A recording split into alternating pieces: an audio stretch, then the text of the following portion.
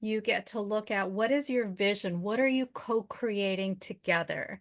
One of the key differentiators between happy couples and unhappy couples, they don't bring those four horsemen into the relationship.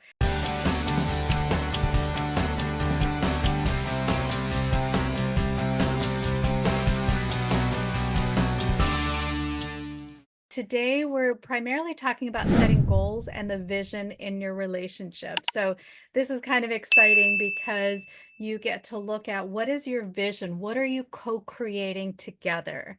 And bringing in your ideas individually, and then making sure that number one, you're aligned together, and number two, that you can come together to create that co creative vision. Because, you know, like right now will probably be the last time you're going to create your own life vision because once you get married, the two become one. And so your life is no longer just your life is now part of a union.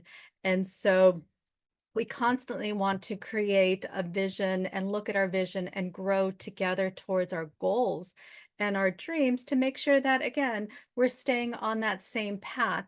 And so like I said, this will probably be the last time where you're going to create your own vision, and I want you to spend that time to come together to look at where do they cross and where do they not cross.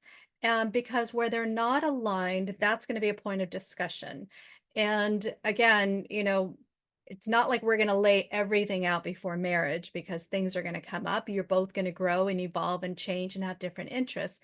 But having that ground foundation, a grounded foundation is going to give you, again, that strong foundation for building a life together, building a beautiful life together.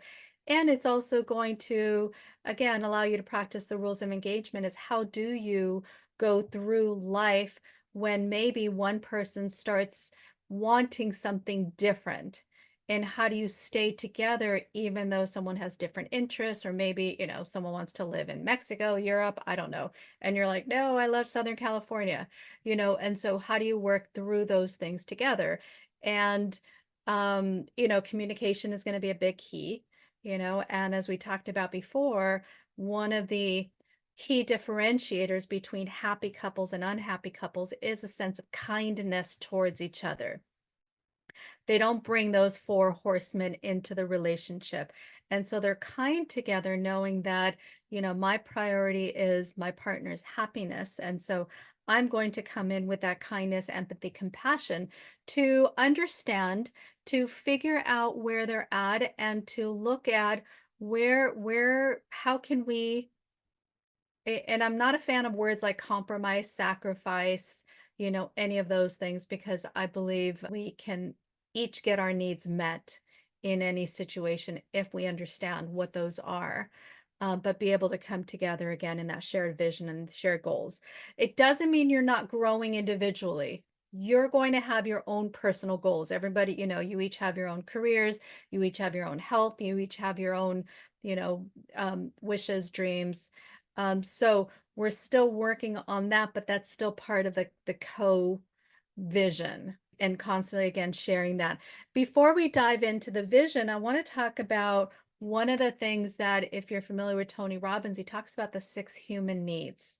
And I want to touch on that and start with that because when you understand what your human needs are, what the collective's human needs are, what your partner's human needs are, then you can understand why people come together, why they break apart, why they, go off in different directions, and what's really required to, again, continue to evolve your relationship, grow it to the point where, you have this incredible, beautiful 3% relationship.